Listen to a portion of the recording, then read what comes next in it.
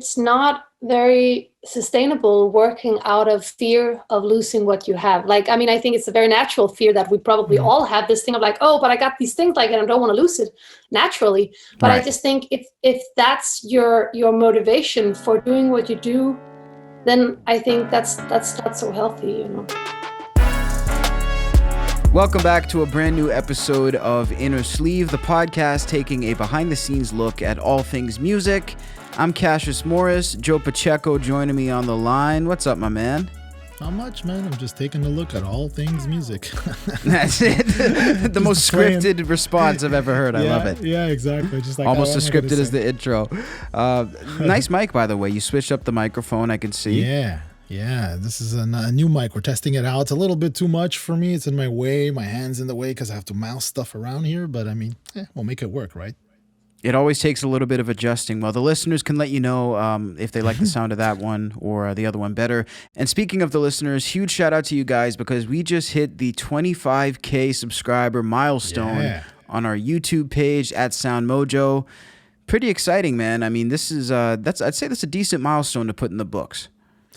For sure. I mean, like, you know, we always want more and more and more, but you know, sometimes it's good to take a breather and look back and say, wow, look how far I have come or we have come, you know, and like take stock of stuff because we're always moving to day to day, like item to item, task to task. And it's like we don't stop to take a breath and say, okay, let's appreciate that there's 25,000 people that actually took the time to click and, you know, and support the channel and the artists and everything we do. So I really appreciate. I would have never thought of it, honestly, like, but really appreciate that everybody takes the effort and, you know, that we're here.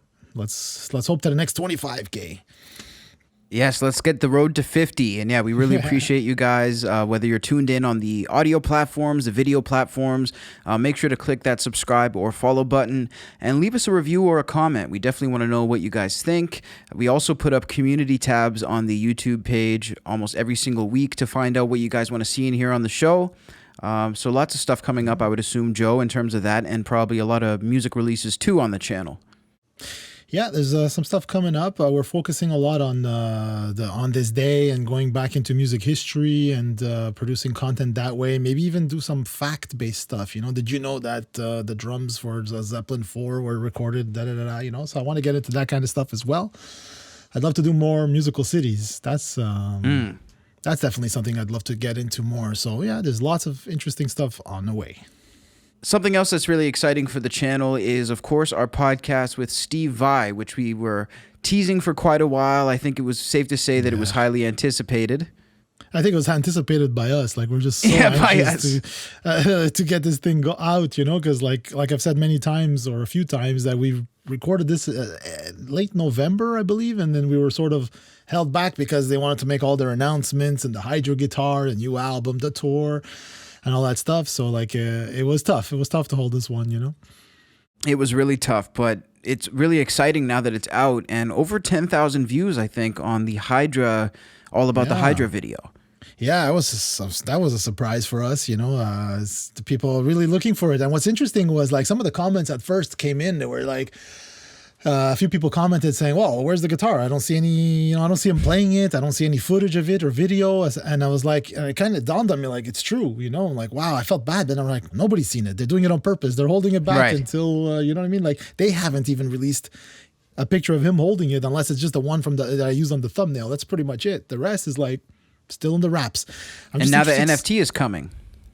Yeah, that's it, right? They're releasing that as an NFT, and like, I wonder if he's going to tour with that thing, because I mean, it's kind of you have to, right? But I mean, I would not want to be his guitar tech already with the amount of guitars you have to tune and adjust and make sure. This thing must be a beast to tune. You know? The only thing harder than playing it is probably maintaining that thing. Yeah, exactly. Unbelievable. And we appreciate everybody's enthusiasm on the video. You know, that was like a nice surprise. And even the podcast itself has over 1,000 something views, which is great. So I'm just glad, like, it's like, you know, it's like a little kid in a candy store sort of situation where we just got to interview this guy and we put it out there and, you know, people are liking it. So, but let's not forget, we have a killer guest this week as well. We certainly do, and I'm going to take a stab at saying the name. This is a phenomenal singer-songwriter and artist named Mo. I mean, how am I saying this, Joe? She's Danish, right? So they say it over there. They say Mö. That's what I've heard. Mö. You know, Mö. Okay, well, I want to make sure I'm saying it correctly. I'm pretty sure like everywhere else it's just Mo, and she's cool. She goes by the name of Karen, and she understands, obviously. And if you don't know who she is, I mean, you've definitely heard her. That's for sure. Right. Because, I mean, she was the voice on Major Laser's Lean On, right? And like that thing has over 3 billion views on YouTube alone. Just that one video is over 3.5 billion views. There was a time I could not escape that song. Like living in the East Coast of Canada, a great song, but I didn't really want to escape it. But yeah, it's like every radio station, everywhere, this song would be playing. Yeah, and we're gonna hear she talks. Well, she doesn't really talk about that song. We spoke mostly about the new album Motordrome, but I mean, everything, you know, that it all started with that song, like that blast off, and she gets into the whole like mental health and touring and all that stuff that she had to do because, you know, you want to ride that wave of that success. I mean, no one's going to let it go and say, I'll take a break now for 3 months and come back to it. You know, like it doesn't work that way. Unless you're Adele. Well, yeah, exactly. Good Which point. I still don't understand the mentality of. That's I have incredible. the number one album in the world. I'm going to go now. Yeah, well, that's great. It's great. Like, not everybody can do that, right? And some people should do that because, as we get into in the interview, like you've seen Beyonce have a breakdown. You've seen a lot of these artists cancel. Like even myself, like I remember going to shows and it's like, oh, the show was canceled, and you're pissed because you know you're excited to see the show, and you're like, man, but you don't realize that there's a human being there has no choice almost but to tour daily.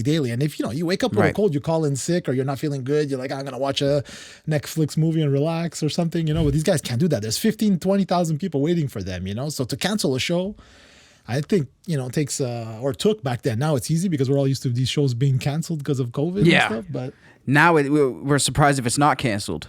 Yeah, that's it. Exactly. I'm actually surprised when they announce shows at this point. Like, wow, yeah, it's going to be, seriously, it's going to be canceled, you know, most likely, you know? You'd have better odds just buying a lottery ticket in terms of investing your money for a concert promoter. So I think it's safe to say, Joe, that there's no more rocking in the free world. Is that? I mean, tell me if I'm right or wrong here.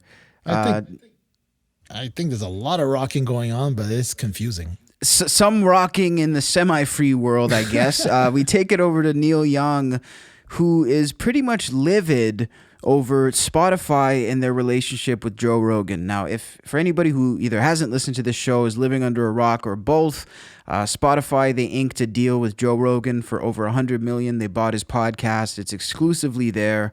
And they have a lot of talk about the COVID-19 virus.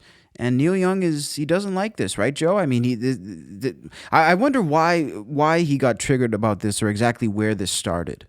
I don't know if it's just one thing, like one situation, but I think it's just like prolonged, you know, right? A lot of Rogan's guests, you know, they come on, they talk about stuff, and, you know, they feel that they're spreading misinformation, which, I don't know, it's like I don't really have an opinion of it, because I like Rogan personally in terms of like listening to him. I've listened to him over the years, and I always enjoy his guests, and I love the you know, where the conversations go. 3 hours later, you're still listening to James Hetfield talk about something, or whoever, to get Neil deGrasse Tyson or whoever. I haven't watched him much since he's been on Spotify, so like I haven't really been keeping tabs on it. But I mean, like, I don't know. I find like it's hard to side with somebody here. Like I understand where like someone like Neil Young is coming from, but at the same time, it's like a show. It's a conversation. I mean, it's never going to be 100% accurate, and things keep evolving, right? What you said 6 months ago, all of a sudden, is something new again. You know. So I think it's really interesting. You know, I'm sort of. I think it's a commentary on an artist at a certain point in his career.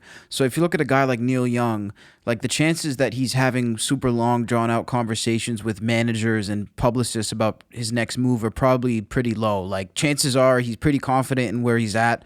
But I think that almost gives him the power to make the wrong choice easier. I think that if he did talk to anybody with business sense about this, they would have told him not to do it. One thing I do want to ask you is what are your thoughts on the reaction to Neil Young doing this? Because it seems like he figured people would mostly support him, and it seems to have gone the other way. Yeah, I think so. I think it's I read somewhere last week, which I couldn't find for today, but where like a couple of years back, there was, his percentage of what he makes, what he earns in terms of royalties was a small percentage overall. But at this Neil point, Young. And at this point, Spotify became like, I think, I wish I had it on. I could have found it, but it was like 41% of his royalties now come from Spotify. So it's like, wow. So, he took a big chance, That's a lot more than I thought. And I guess he doesn't care. I mean, what does he care, right? Like, he's been around, he doesn't care, and he says what he wants to say, and that's fine. He'll deal with it. He's a big boy, right? And so is Rogan. It was surprising. Like, I wasn't sure, like, how people are going to react to this. Is it just like, oh, is it a boomer, complaining, get over it kind of thing? No, I think that's a great question. And to go further with that, do you think that Spotify's reaction would have been different if this would have been, let's say, a current artist, let's say Doja Cat or Drake or BTS? Let's say it was one of the top charting artists of today. Do you think that maybe Spotify would have backed down easier, or I don't know? Well, yeah, maybe now that I'm thinking about it, like BTS, that's a great example because that's a huge player on that platform, right? Or like, yeah. But like Rogan, they invested $100 million in this guy, and it's like they have the exclusive rights, but they don't have any. They can't tell him what to do, what guests to have or not. So exactly, they have rights to the content, not to to what's in it. That's it. And if you think about it, right? If BTS or anybody else, like even Neil Young or anybody else, if you start swearing or your song has a certain message, Spotify is really not going to put their nose in there unless it's really something excessive. I'm assuming, right?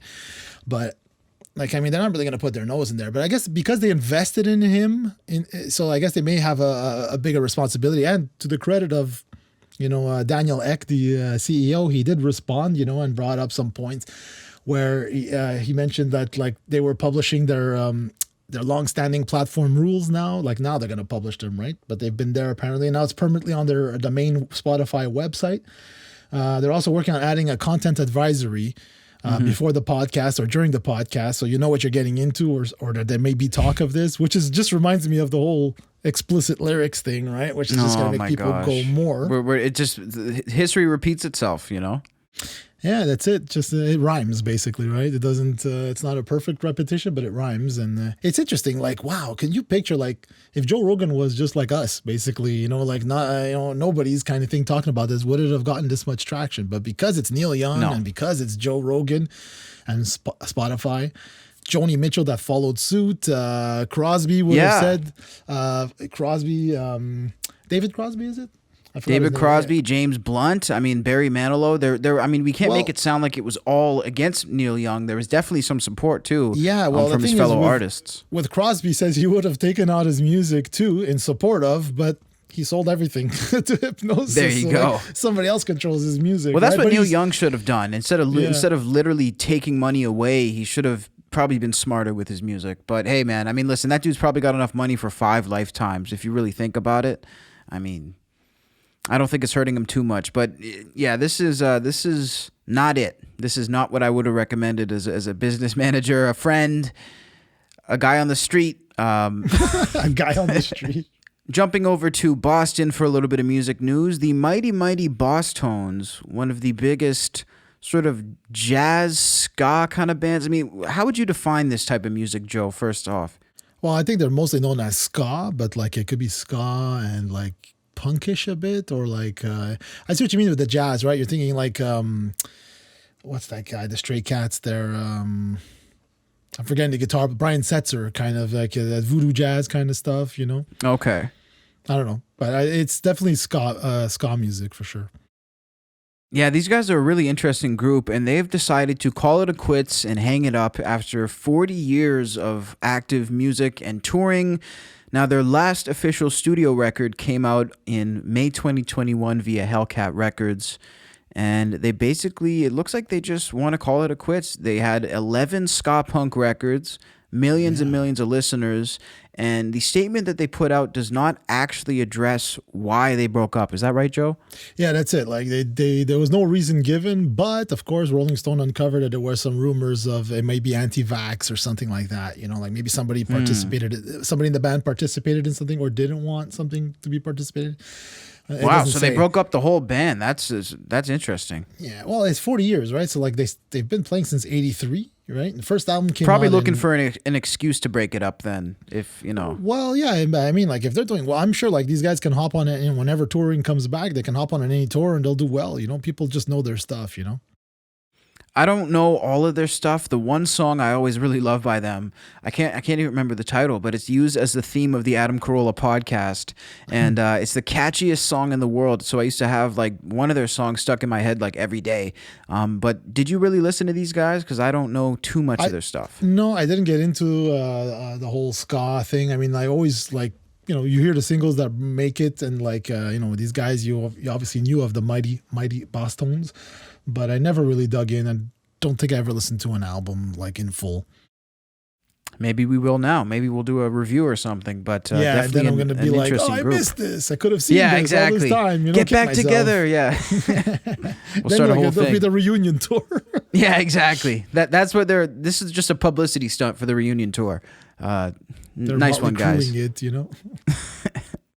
Now, this is interesting. A world-renowned record producer by the name of Greg Wells, who's worked with, I mean, how many people has he worked with, Joe? Kid Cudi, John Legend, Dua Lipa, Keith Urban, Celine Dion, One Republic, Ariana Grande, Aerosmith. I mean, like this guy, Deftones. Ooh, I didn't see that one. That's a nice. You name it, he's worked with them essentially. A nice Canadian boy, Peterborough, Ontario. Great guy, great producer. Adele. Like, I mean, he's like the Adele guy. You know, that's where I knew him from. And I came across this interesting post he did on which I can't get to right now. What the hell happened? Is it shift or control? Okay, there we go. There you go. So yeah, I came across this on his Instagram, you know, and this guy, like, you know, he's at the top level. He's Adele, so he's able to get 100 million streams, right? So he put this mechanical royalty calculator, ad supported for Spotify, right?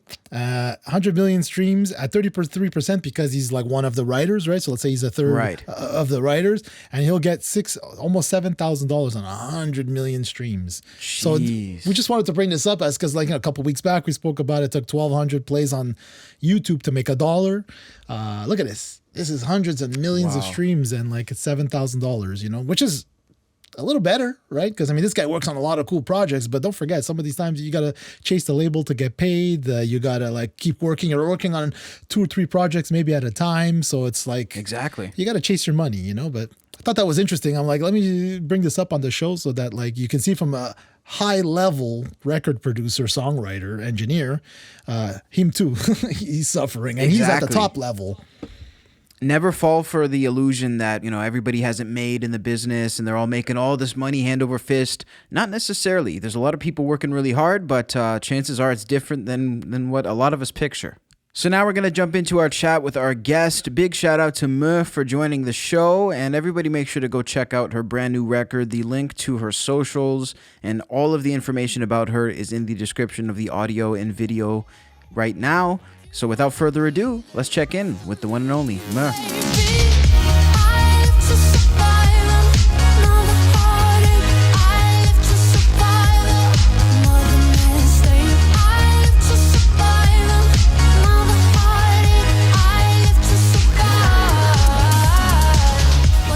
Thanks for taking the time to join us. No, of course. I'm delighted. 100%. So what's going on right now? I know that it's bound to be a super busy time for you, probably pretty hectic right now. Yeah, I mean, right now I'm just, you know, because like here in Denmark where I am right now, like it's only like 5 hours till my album like drops. So I'm just kind of like, ooh, wow. You know, I'm just freaking out a little bit, but I'm excited. It's all come to this moment. Yeah, that's it. I guess so. So surreal. What types of thoughts run through your head when you're leading up to the last few hours before an official drop? Like, is it nerves? Is it mostly excitement? I mean, it's a mix of nerves and excitement, but also it's just kind of like it's almost like it isn't really any specific thoughts. It's just like a lot of like, ooh, you know, kind wild of times. I don't know. I'm just like very high. Yeah. High energy. Yeah. High energy. No, that's the way to do it though. And we've been definitely checking out, I mean, the singles. You know, one thing I do want to ask you about the new record, which is called Motordrome, right? I mean, maybe tell us a little bit about sort of the inspiration for that name of the record. Yeah. It's referring to sort of like the years leading up to me sort of taking a little break away from my from my career. Like there were so many years that I felt a little bit, I don't want to say trapped in a hamster wheel, but I was just sort of like stuck in a routine where I just never took any time off to myself and to just listen to myself, like, and just really, you know, well, figure out what I wanted, both as like a private person, but also career wise. I was just sort of like just riding the high, which like it makes sense to ride the high, but like it's just, it just continued for so many years. And so when choosing the title Motordrome, it was sort of referring back to like a bit of a toxic loop that I was stuck in. And then these songs are sort of like reflecting on the time afterwards and just kind of finding myself again and falling back into my body again. Is there a fear of, let's say, like, having toured nonstop for like 5 years? Is there a fear when you stop, like, oh, will people be there when I come back? Yeah, absolutely. I think that's probably the reason why I kept going, because I did have this insecurity that if I'd stop, like, then it would all be over. And I didn't want it to be over because I was living my dream life. And, all my life I had dreamed about being a musician and to travel the world. So I guess it was just, so that really was the problem in a way. Well, because it's a cycle. You want to stay in that cycle, stay in everybody's minds. People's attention spans are less. So it's like you have that pressure, that self-pressure to just keep going, keep going. But you have to eventually take a break or else you won't be able to keep going. Yeah, no, but exactly. And like, you need to have a break also to just, because again, like at the core of all this, like you would think that it's about the music, right? And about the music creation and about creating worlds and telling stories. But if it's all just about like keeping on the road and generating more and more, like, then I think maybe you forget the artistry and what you actually want to tell people, and I think that's when you're off on a really bad path. So I think that's why it was really important for me to take this break and sort of like just reconnect with what I wanted to talk about, It's not very sustainable working out of fear of losing what you have. Like, I mean, I think it's a very natural fear that we probably all have, this thing of like, oh, but I got these things, like, and I don't want to lose it naturally. But right. I just think if that's your motivation for doing what you do, then I think that's not so healthy, Yeah. You mentioned that this album represents a huge change in your life. Like, how has it changed you? Is it because of the whole experience of touring nonstop? And I think it is that experience of like for so many years, like just not setting boundaries. Because it's not just about touring. Because like I love touring, and like I think being busy is not the same as experiencing stress or like being trapped in an unhealthy work habit. Like I think there was just a lot of things where I needed to sort of like just, learn to set boundaries for myself on different levels in my life. And that is that change that has been going on throughout this time that I was writing Motordrome, like just, again, finding the right team to work with and like shutting off my phone every once in a while and like all these little things to just make sure you have a healthier life, I guess, work life. Yeah, I mean, it's so important. And, we've talked about this on the show, how the artistry, it has to come first. But of course, the health has to be more important. I'm kind of curious how that affected the process for this record. I mean, did you find that coming out in your album a lot or in your writing? Yeah, I mean, I think with this album, because it was so different writing this album than it was writing like my last album before this one. Because with this one, I was basically just in Denmark, because of COVID as well. And I had so much time in a way to work on it because all of a sudden, I weren't on the road and I had sort of like, wow, like I was taking a break and, COVID. So with this one, I think naturally there was just much more time, both to write on music, but also to reflect on my life and change things in my life and stuff like that. I think actually with this one, having so much time to really make an album also sometimes, can make you overthink things a little bit too much, almost, where it's like, oh, we could just keep reworking this production and could keep forever, writing the lyrics and stuff. Yeah. So that's the good thing about sometimes having deadlines is like, no, it's like done now, Whether you want to keep pushing it or not. I mean, is that something that you struggled with though? Like just trying to have that perfectionism? Because I know a lot of artists, they find it tough for that. Yeah, I mean, I think, I think it's obviously really good to have proper time to connect with yourself and figure out what it is that you want to do. But I do think once you are on that path, I do think it's kind of good to sometimes just, follow your intuition and get it done. Like just because again, if you start thinking too, like, don't get me wrong, it's not like, I definitely think you should be thorough and you should, of course, like, keep playing around with the song if you love it, but you really into it, but more like that thing of like, to really follow your intuition and just get it done. I mean, yeah, I guess that's the best answer I can give you. I remember you, give me goosebumps, just like when we were young. I was in love with you,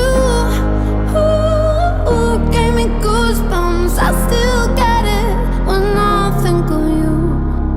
Can you write anywhere, music anywhere, or are you superstitious? You need to be in a specific place or specific things? No, I actually think if I'm inspired, I can write pretty much anywhere. So, and does it matter how you write? Like, is it on pen and paper? Is it notes on your phone? I mean, it really, it can be, it's sort of like whatever is available to me. Cause like, sometimes I don't have my phone on me, or if I don't have my computer where I work in Logic. And so like, usually if I have an idea, like if I'm really lucky, then I can just go into my computer and sing it all in and like make a piano and so on. Like sometimes I'll just be hanging out with my parents and they only have paper or whatever, and then I'll just write it down in a notebook. But yeah, I'm pretty flexible with those kind of things, actually. It's like just whatever. If inspiration is there, it's like, great, you're all good. Yeah. It's more about the content than the actual, the method. No, that makes sense. One thing I did want to ask you about was you had a vocal surgery recently. Is that correct? Okay, so what was that all about exactly? 2 years ago now, but it feels like not that long ago. I think it was just kind of like, as I said, with me experiencing burnout on like mentally, like I think with my vocal, it sort of went hand in hand. I had just been pushing it too hard and not really taking care of it and resting up for too long. So that was what happened. It was really scary.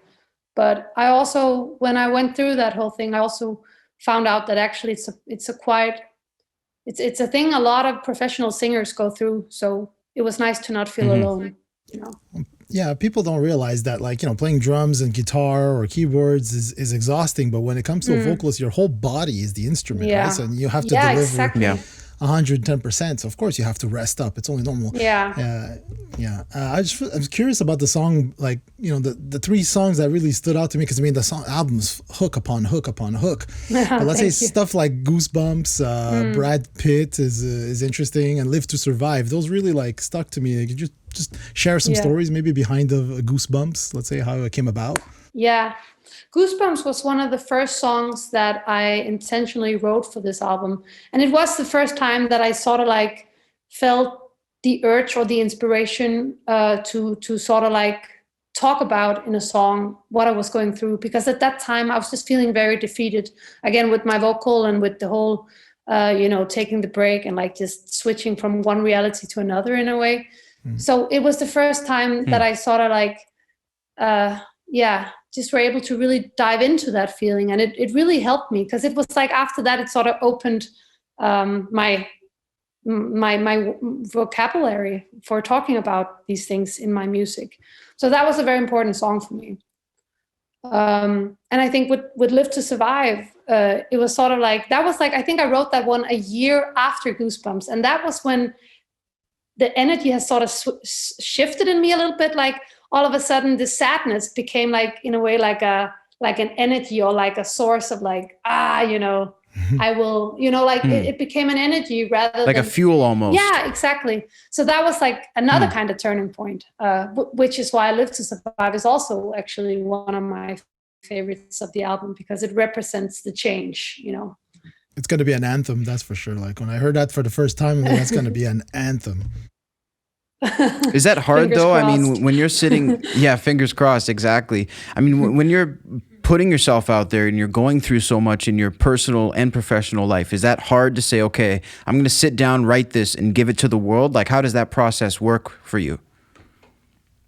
I mean, in the beginning, I think it's that thing, of course, like you have to be naturally ready to speak about it.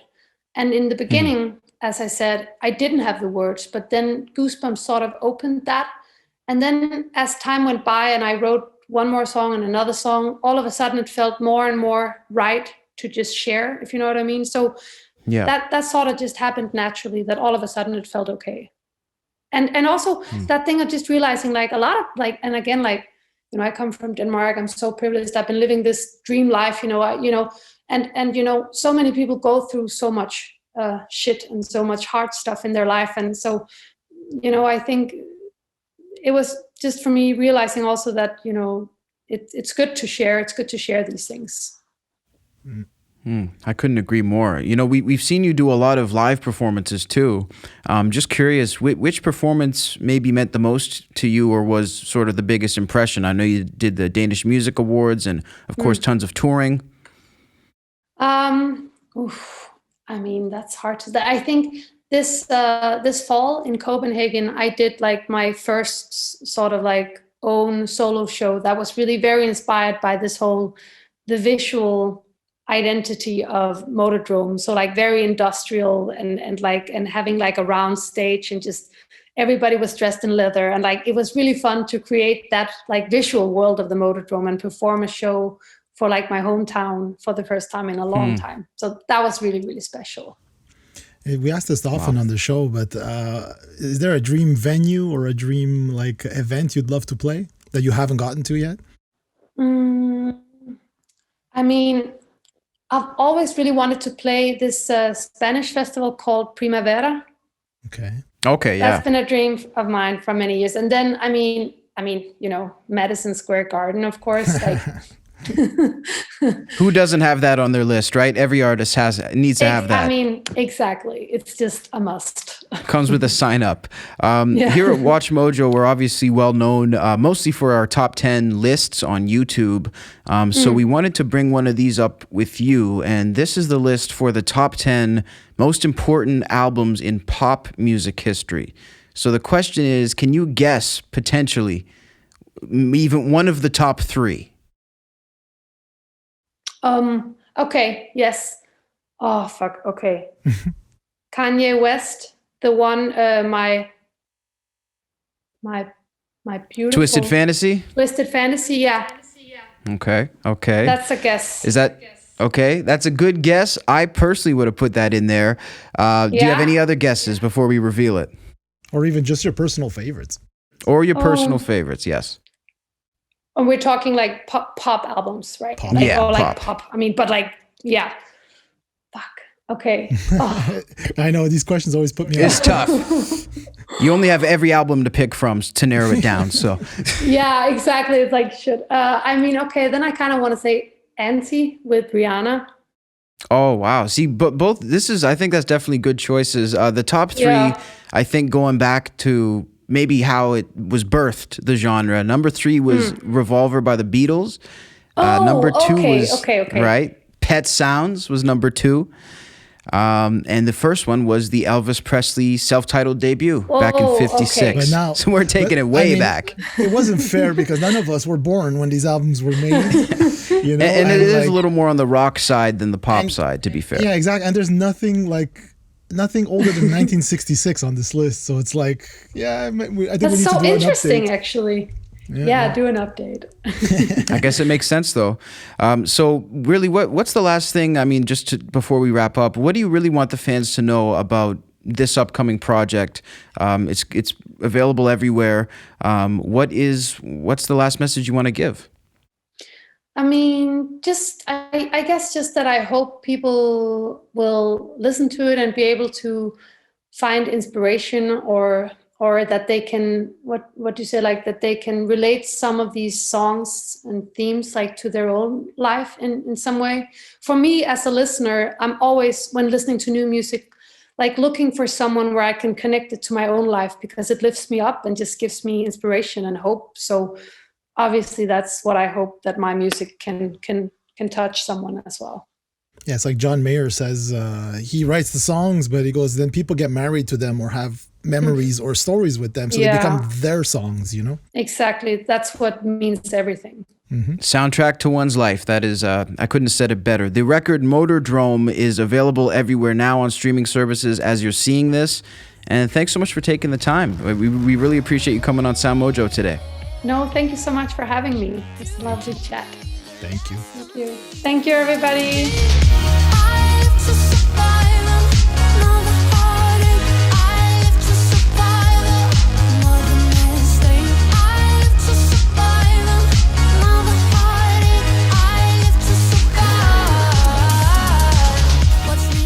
Huge thanks to Mur for joining the show and sharing a little bit of insight with us about her new record, touring process. Really multi-layered artist, Joe. I mean, I feel like she's really been through a lot of different aspects of this business and doesn't seem like it's, you know, she doesn't seem like someone who doesn't know what they're doing. Let's put it that way.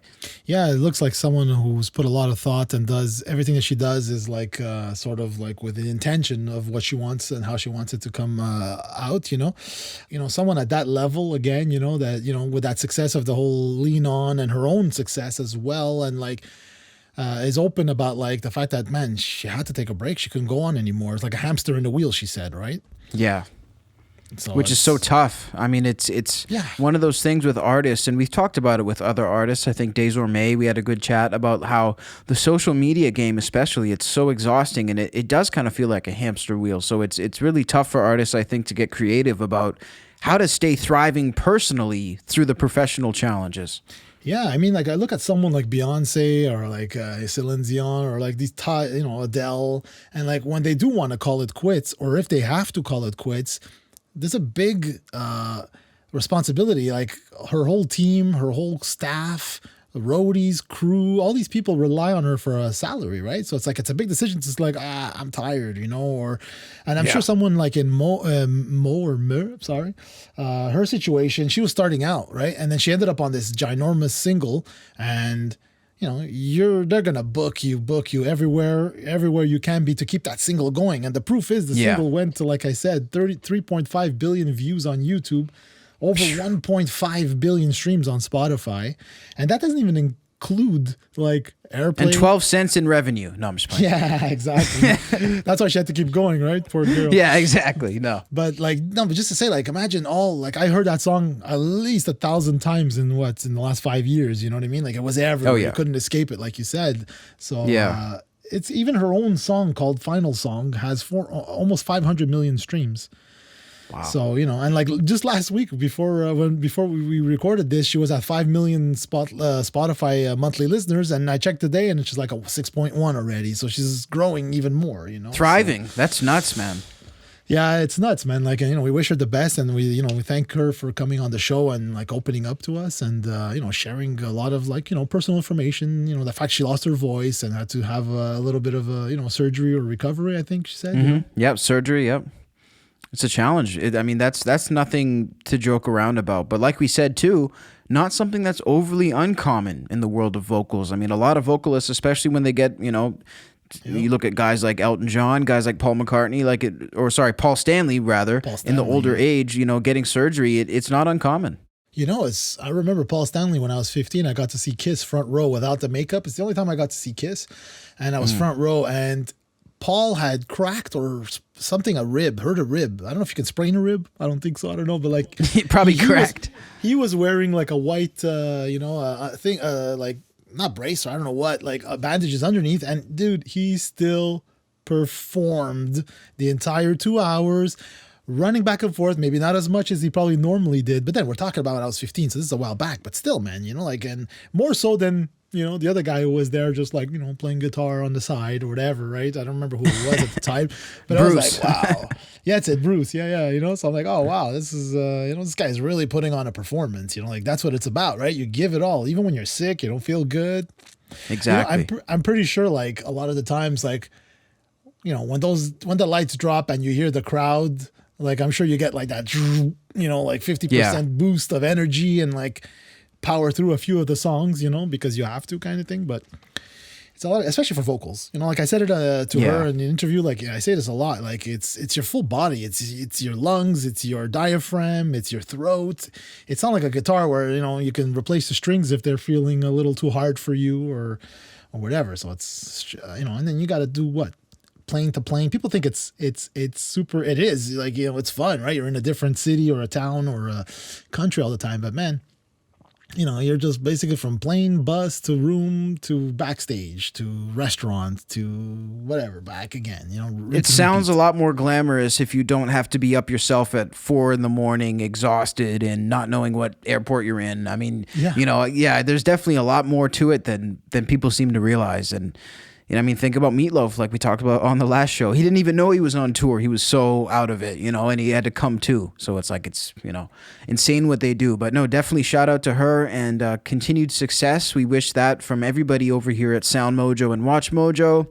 And thank you guys for tuning in to this brand new episode of Innersleeve. Almost 60 episodes in the can. And it's going to be really cool. It's crazy, man. At number 60, I know we already have something special planned. Is there anything else you wanted to mention to the listeners?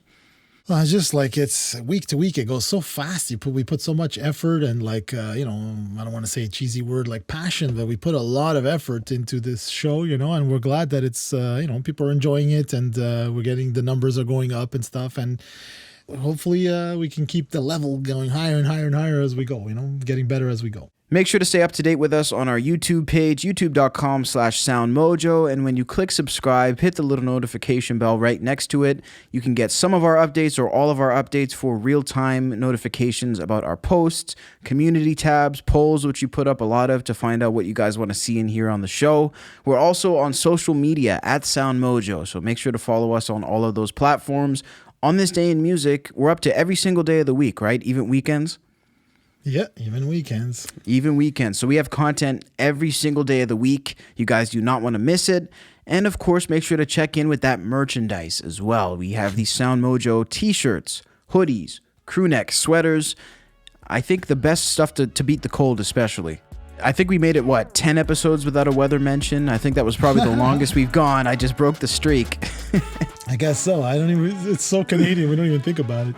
Oh my gosh, it's just part of our regular vernacular at this point. But thanks so much for checking in with us. We really appreciate it. And we'll catch you guys next week back here on Innersleeve.